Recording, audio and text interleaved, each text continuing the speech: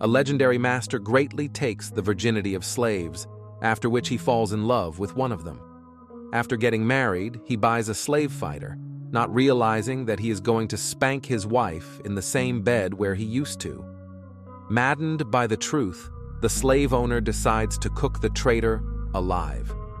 Deep south of the United States, shortly before the start of the Civil War, the ramshackle Falconhurst plantation is run by a widower named Warren Maxwell and his son Hammond.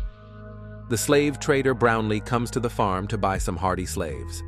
After meeting the buyer, Warren asks all the slaves to form a line, hoping for a good sale of those who can interest Brownlee. After carefully examining the men and testing their strength and agility, the slaver selects 3 dark-skinned slaves. He is willing to pay handsomely for them and accepts Warren's financial terms, assuming that these slaves will be hardy enough for the hellish working conditions on his plantation. Soon, Hammond returns to the farm and learns from the servants that one of the dark-skinned girls has fallen ill. The slave has a high fever, so she does not get out of bed and will probably lose her life. After learning that Big Pearl is a virgin, Warren and Brownlee suggest that the man solve this problem, assuming that this will help heal the dark-skinned beauty from the disease. In the evening, the men have dinner, and the slaver notices that the owner of the farm has problems with his legs. He suggests treating varicose veins and leg pain with the help of a small, dark-skinned boy. A little later, Lucrezia and the other servants help the girl wash up and add potassium permanganate to the bath, as the white master loves this fragrance. Hammond comes to the girl's bedroom and tries to be as gentle and delicate as possible with her. At the same time, the man does not forget that the Big Pearl is just a slave who will tolerate all his whims and wishes. The couple enjoys the time, after which Hammond returns to the house. On the way, he stops by the barn, hearing Agamemnon the butler say a prayer. Hammond scolds the slave for this, as they are forbidden to read and write. Moreover, they should not believe in God and pray. Back at the house, Hammond tells his father about what he saw, but he is more concerned about his bad legs. After learning about the butler's story, Warren recommends punishing him severely, using a whip as well as pepper and salt to sprinkle on the wounds, in order to cause as much pain and suffering as possible. After going to his bedroom, Hammond prays and then enjoys the time again with the slave girl to cure her of her illness. The next morning, the man orders Agamemnon to be stripped and tied up, hanging him by his legs. Choosing one of the servants, the white master orders the butler to be beaten, ignoring his screams, suffering, and pleas for help. As soon as Hammond leaves the barn, an unknown man breaks into the building. Grabbing a torture device, he begins to brutally beat the butler, believing that he deserves capital punishment. Hammond stops the stranger and learns that it is Charles, his cousin, who decided to visit the farm of relatives in order to ask them for financial assistance. Warren is ready to save Charles' family from poverty and promises to give money, but wants the investment to pay off. Charles has a hot little sister, and Warren thinks she could make a great wife for Hammond. A few days later, the cousins go to the farm of Mr. Wallace to see a live mandingo, a dark-skinned slave from Africa, characterized by strength and endurance. Mandingos are special slaves that can be excellent fighters, and are also suitable for producing offspring and selling them later. After meeting Wallace, Hammond and Charles learn that the last member of this species passed away because he was too old. The cousins have spent too much time on the road, so the owner of the farm offers them to spend the night at his estate and gives them 2 young and charming slave girls for the night. Charles is impudent and checks on one of the girls. After learning that she is still girl, the man takes the second slave and spanks her. Hammond is shocked by his behavior and mistreatment, but Charles considers this the norm, since the slaves deserve all this and themselves agree to extreme cruelty on the part of the white master. Hammond meets the second slave and invites her to his bedroom, trying to show respect and sympathy. Modest Ellen is embarrassed, but is ready to obediently follow the man's orders, helping him take off his shoes.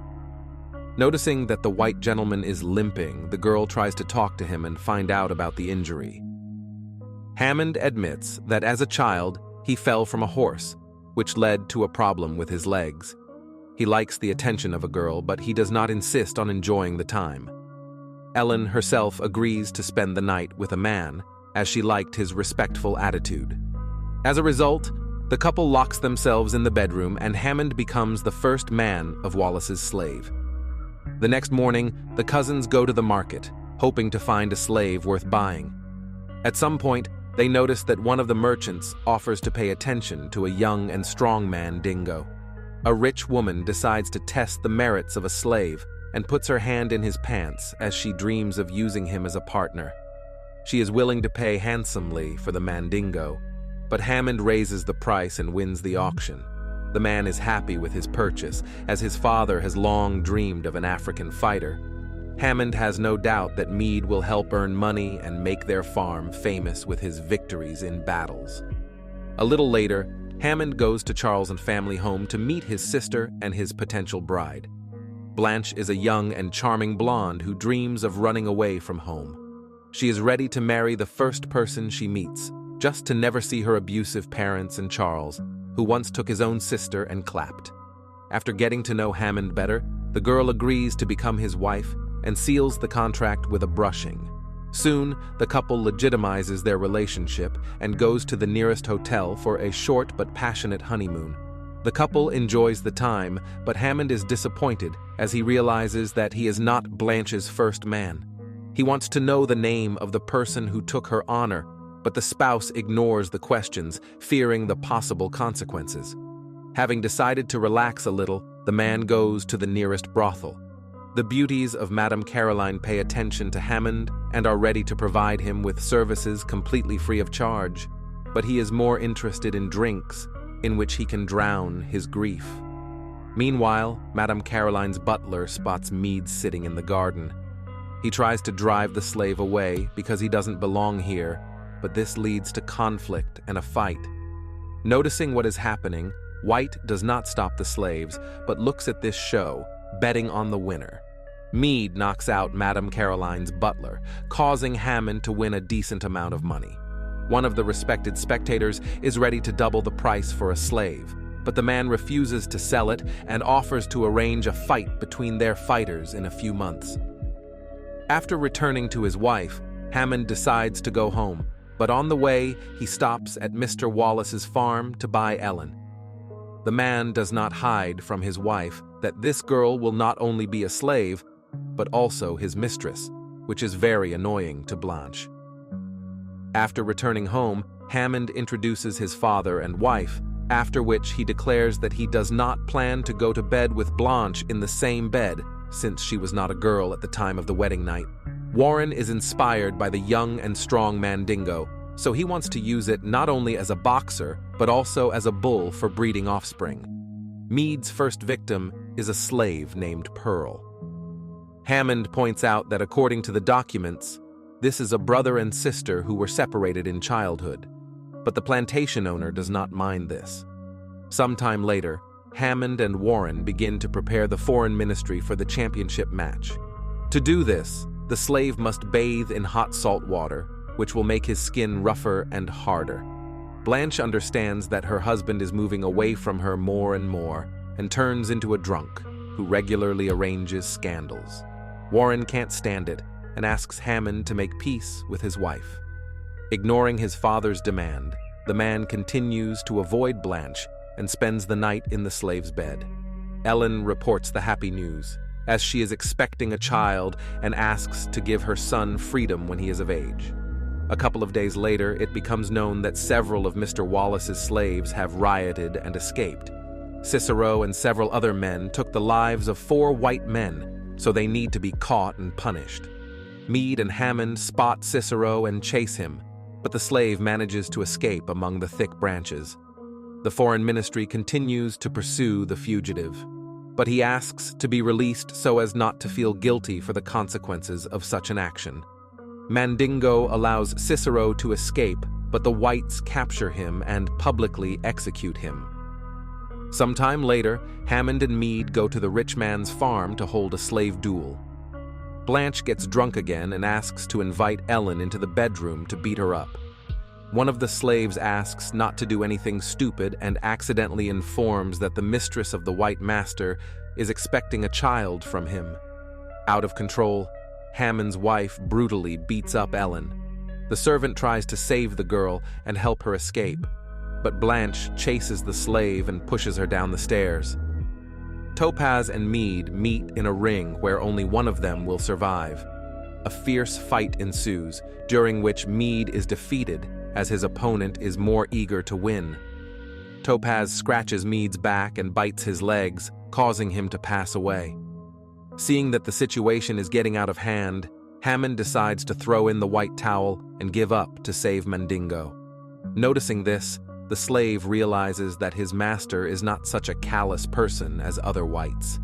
Summoning all his strength, Meade turns the outcome of the duel and wins, biting Topaz on the throat like a wild dog. The owner of the deceased slave offers even more money for Mandingo, but Hammond again refuses. Returning home, Warren learns that Ellen lost the baby to Blanche and asks Lucrezia not to tell his son about it. Hammond soon arrives and supports the slave by giving her ruby earrings. While building relations with his wife, he gives his wife a necklace with the same precious stones. Warren wants grandchildren, so he locks them in the bedroom to enjoy the time. In the evening, Hammond and Blanche are having dinner, when suddenly the girl notices Ellen's earrings and makes another scandal. During the argument, the wife confesses that her first man was Charles. Soon, the family arranges another sale of slaves, but Hammond does not allow the child to be given away. He leaves with Ellen, not as a slave, but as his own woman. Seeing this, Blanche demands to call Meade to the bedroom and threatens him. She would tell Hammond that the slave had taken her and had a very good time, in case they didn't enjoy the time. Having no choice, the boxer agrees and goes to bed with a white woman. Sometime later, Pearl gives birth a son from Meade, and everyone rejoices at the appearance of a new Mandingo. Blanche informs her husband that she is expecting a child. Ellen is nervous, but Hammond promises to be with only her, since he and Blanche have nothing in common, despite the fact that they are husband and wife. A few months later, Blanche gives birth to a boy. The doctor decides to untie the baby's navel to take its life, but Hammond sees the baby anyway, realizing that his father is definitely not him. Angry, Hammond asks the doctor to give him a bottle of poison for old slaves and horses. After mixing poison into his wife's drink, Hammond makes her to drink the contents of the glass and says goodbye to her once and for all. Taking a gun, he goes to the slaves and asks Meade to prepare a cauldron of hot water, after which he orders them to climb inside. The fighter refuses and tries to explain that he was the victim of blackmail, but Hammond does it, as a result of which Meade ends up in the cauldron. Agamemnon decides to protect Mandingo, but Warren insults the butler to provoke anger at himself. After attacking, the slave escapes, and Hammond helplessly kneels in front of his father's corpse.